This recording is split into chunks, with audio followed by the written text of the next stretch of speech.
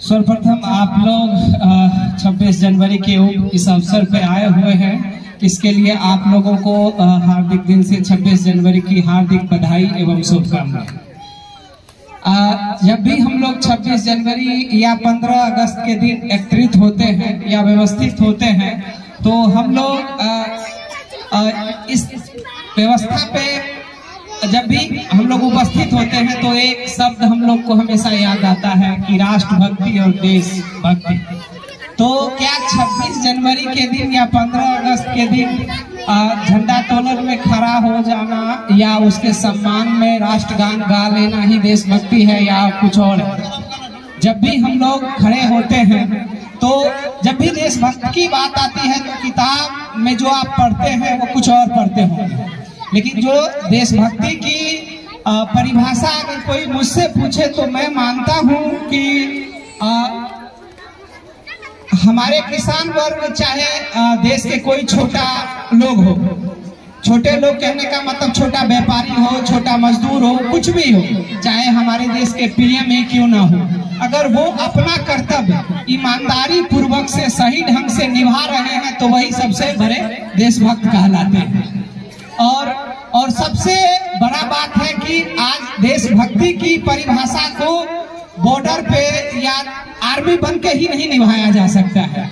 आज मान के चलिए ये बच्चे हैं और ये बच्चे अपनी शिक्षा अच्छे ढंग से कर रहे हैं। एक घर में गृहिणी होती है उसकी माँ बाप और वो अपना रोल अच्छे से निभा रहे हैं तो वो बहुत बड़ा देशभक्त है। परिवार में गार्जियन स्वरूप हमारे पिताजी होते हैं, अगर वो अपने परिवार को सही ढंग से संचालित कर रहे हैं तो वो भी बहुत बड़े देशभक्त हैं। तो देशभक्ति की परिभाषा सिर्फ आर्मी या बॉर्डर पे रह के अपने आप को देशभक्त कहना उतना तक ही सीमित नहीं है जितना कि हम आम लोग भी उस देशभक्ति में शामिल अपना अपना कर्तव्य ईमानदारी पूर्वक निभा के कर सकते हैं।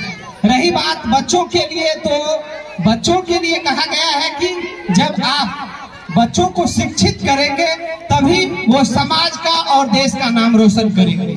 शिक्षा शेरनी का वो दूध है जो पिएगा वो धारेगा। तो शिक्षित करना बहुत जरूरी है और शिक्षित करना सिर्फ बेटों को ही नहीं बेटियों को भी बहुत जरूरी है, क्योंकि वो आधी आबादी है। और आधी आबादी कहने का तात्पर्य है कि अभी तक का जो हमारा परिवार का ढांचा चला आ रहा है कि हम लोग होता क्या है कि एक आदमी कमाते हैं और 10-10 आदमी परिवार में खाते हैं बैठकर। तो उस परिवार का विकास कैसे होगा? जरूरत है कि जो आधी आबादी हमारी महिलाएं माता बहन है उनकी भी सहभागिता को सुनिश्चित किया जाए। जब तक वो आगे नहीं आएंगे, वो आगे नहीं बढ़ेंगे, तो अभी सरकारी स्कूल में देखते होंगे कि मैडम सब आई है बाहर के पढ़ाने के लिए, 30-40 हजार रुपया महीना कमाती है, वो भी हमारे घर की माता और बहनें हैं, वो भी परिवार में सहयोग करती है। तो जब तक बेटियों को भी उस रूप से हम लोग शिक्षित नहीं करेंगे तो हमारा समाज या परिवार हमारा देश उतना आगे नहीं बढ़ पाएगा जितना हम बेटियों को महिलाओं को भी शिक्षित करके आगे बढ़ा सकते हैं। रही बात बच्चों के लिए, तो आज जैसे सांस्कृतिक कार्यक्रम हो रहा है तो सांस्कृतिक कार्यक्रम में विभिन्न तरह की एक्टिविटीज होती है। तो शिक्षा का मतलब ये नहीं होता है कि सिर्फ आपको पढ़ना लिखना आ जाए तो आप शिक्षित हैं। शिक्षा का मतलब होता है सर्वांगीण विकास से, ऑल ओवर डेवलपमेंट से, कि आपका बच्चा है, आपको उसको बोलना अच्छे से आना चाहिए। क्योंकि हम लोग जब भी कोई अपनी बात रखना चाहते हैं या अपने बारे में बताना चाहते हैं तो जब हमें बोलना नहीं आएगा, अच्छे से अपने बात को रखना नहीं आएगा, तो लोग हमारे बारे में जानेंगे कैसे, उस बच्चे को पहचानेंगे कैसे?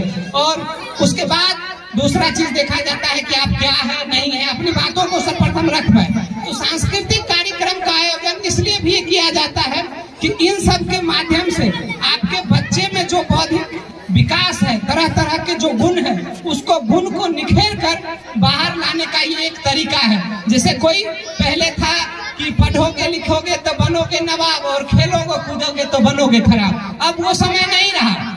अब आप खेल कूद कर भी अपने परिवार का और अपने देश का और समाज का नाम रोशन कर सकते हैं। आज मान के चलिए आप क्रिकेट अच्छा खेलना जानते हैं तो क्रिकेट में अपना करियर बना सकते हैं, कोई फुटबॉल खेलना जानते हैं तो फुटबॉल में अपना करियर बना सकते हैं, कोई कबड्डी खेलना जानते हैं तो कोई कबड्डी में अपना करियर बना सकते हैं। तो बच्चों के सर्वांगीण विकास के लिए सभी एक्टिविटी का होना बहुत जरूरी है। और रही बात कि बच्चों के विकास में शिक्षक और कोचिंग संस्थान का तो एक महत्व योगदान होता ही है। जब तक कि आपका बच्चा के लिए अगर सबसे महत्वपूर्ण कोई चीज है तो वो है एनवायरमेंट। अगर बच्चे को देखा जाए कि सबसे अच्छा गिफ्ट एक गार्जियन और एक टीचर क्या दे सकते हैं तो वो है एनवायरमेंट। अच्छा वातावरण रहने से आपके बच्चों का भी विकास बहुत बेहतर होता है।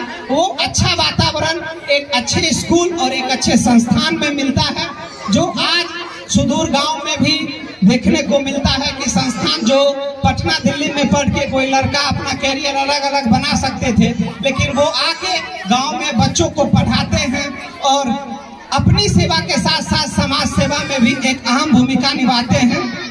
इन्हीं चंद शब्दों के साथ फिर कभी मिलते हैं। धन्यवाद।